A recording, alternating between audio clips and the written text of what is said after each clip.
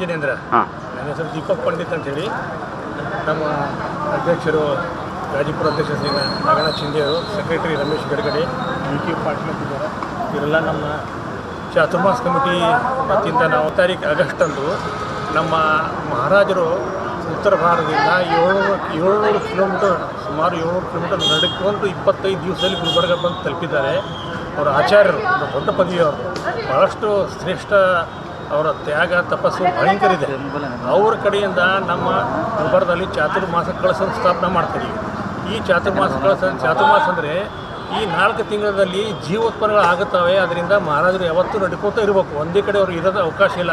ಒಂದು ಊರಲ್ಲಿ 41 ದಿವಸ ಮಾತ್ರ ಇರಬೇಕು, ಅದಕ್ಕೆ ಹೆಚ್ಚಿಗೆ ನಡೆಯೋ ಅವಕಾಶ ಇಲ್ಲ. ಬಟ್ ಈ 4 ತಿಂಗಳಲ್ಲಿ ಜೀವೋತ್ಪನ್ನ ಆಗುತ್ತವೆ ಅಂಥೇಳಿ ಅದರ ಅವಕ್ಕೆ ಹಾನಿ ಆಗಬಾರ್ದಂತೇಳಿ ಒಂದು ಕಡೆ 4 ತಿಂಗಳು ಎಲ್ಲ ಇಡೀ ಭಾರತಾದ್ಯಂತ ಎಲ್ಲ ಮುನಿಗಳು, ಆಚಾರ್ಯರು, ಇಡೀ ಅಂದರೆ ನಮ್ಮ ದೇಶದಾದ್ಯಂತ ಅವರದ್ದು ಚಾತುರ್ಮಾಸ ಅಂತೇಳಿ 4 ತಿಂಗಳು ಒಂದು ಕಡೆ ಇರ್ತಾರೆ.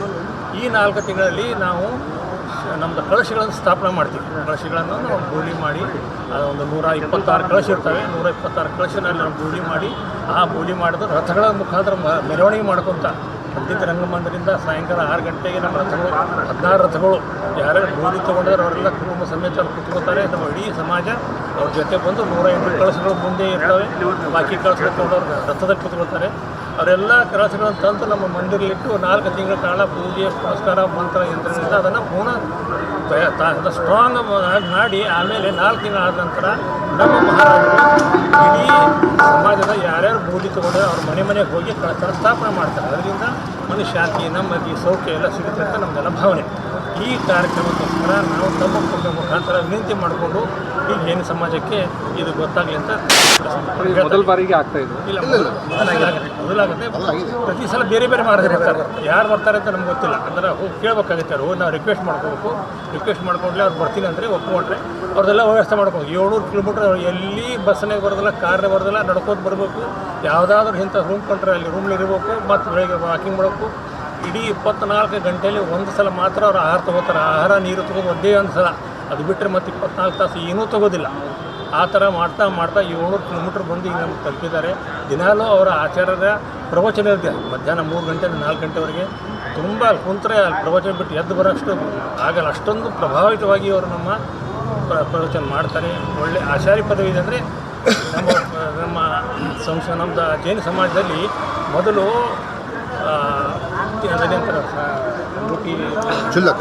ಕ್ಷುಲ್ಲಕ ಮಹಾರಾಜರಾಗ್ತಾರೆ. ಅವರ ಹೇಗೆ ಯೋಗ್ಯತೆ ಆಗ್ತಾ ಹೋಗುತ್ತೆ, ಆಮೇಲೆ ಅವ್ರು ಮಹಾರಾಜರಾಗ್ತಾರೆ. ಮಹಾರಾಜ ಆದಮೇಲೆ ಆಮೇಲೆ ಆಚಾರ್ಯ ಪದವಿ ಸಿಗುತ್ತೆ.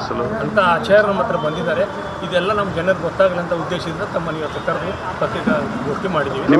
2ನೇ ತಾರೀಕು ಆಗಸ್ಟ್ ದಿವಸ ಮಧ್ಯಾಹ್ನ 4 ರಿಂದ 5 ಗಂಟೆವರೆಗೆ ಪ್ರವಚನ ಇದೆ. ಅಲ್ಲಿ ಕೋಠಾರಿ ಮಂದಿರದಲ್ಲಿ ಕಿ ಜೈ. नमो कार्तिक तीर्थ प्रेरणत आचार्य देवनंदी मुनि महाराज की जय. आचार्य हर्षकीर्ति मुनि महाराज की जय. ಎಲ್ಲರಿಗೂ ಜೈ ಜಿನೇಂದ್ರ. ಆಚಾರ್ಯ ಹರ್ಷಕೀರ್ತಿ ಮಹಾರಾಜರು ನಮ್ಮ ಗುಲ್ಬರ್ಗ ಪಾವನ ಭೂಮಿಗೆ ಜುಲೈ 19ರಂದು ತಮ್ಮ ಪದಕಮಲಗಳಿಂದ ಈ ಭೂಮಿಯನ್ನು ಸ್ಪರ್ಶ ಮಾಡಿಸಿದ ಅವರು ಪಾವನ ಮಾಡಿರುತ್ತಾರೆ.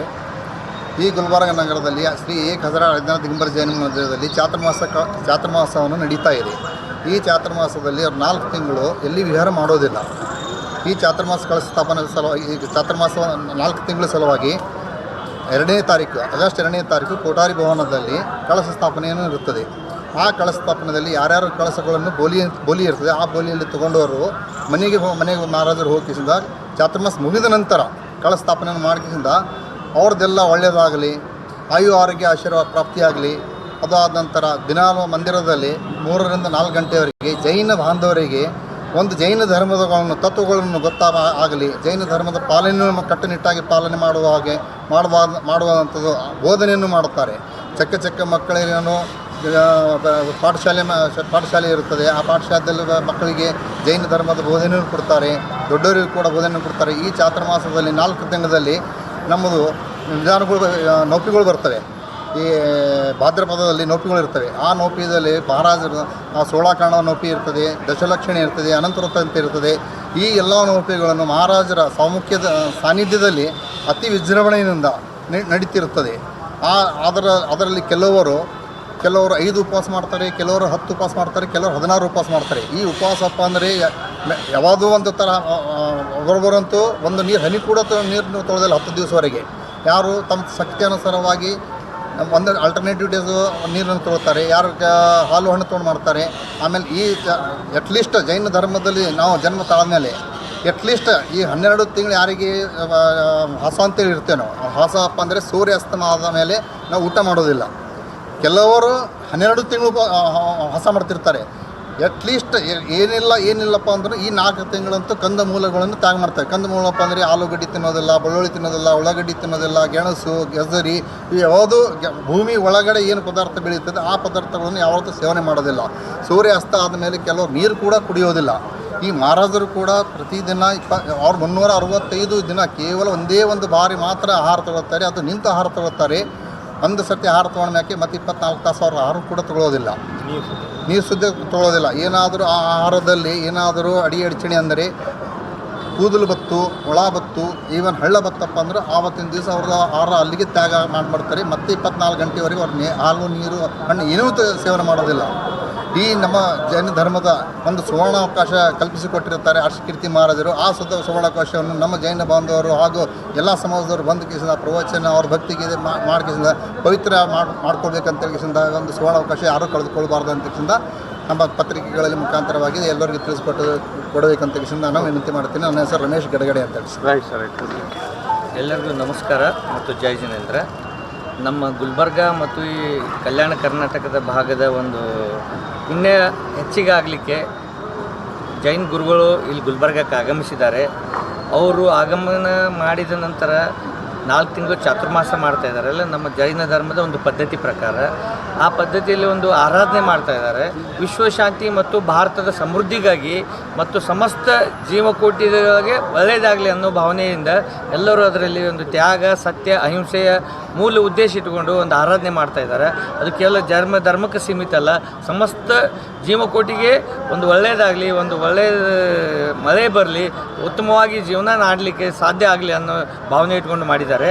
ಆ ಕಾರ್ಯಕ್ರಮದ ಅನ್ವಯ ನಾವು ರಂಗಮಂದಿರದಿಂದ ಅಥವಾ ರಂಗಮಂದಿರ ಮತ್ತು ಒಂದಿಷ್ಟು ಮೆಹತಾ ಸ್ಕೂಲ್ ಏನಿದೆ ಎಲ್ಲ ಕೋರ್ಟ್ ಹತ್ರ, ಆ ಕೋರ್ಟ್ಲಿಂದ ಒಂದು ಭವ್ಯ ಮೆರವಣಿಗೆ ಮಾಡ್ತಾಯಿದ್ದೇವೆ.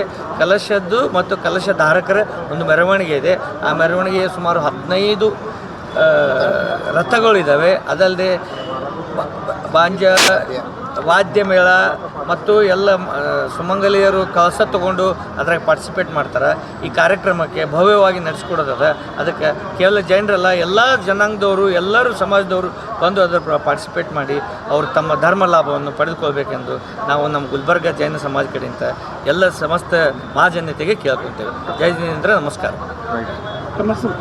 BK ಪಾಟೀಲ್ ಅಂತಂದು.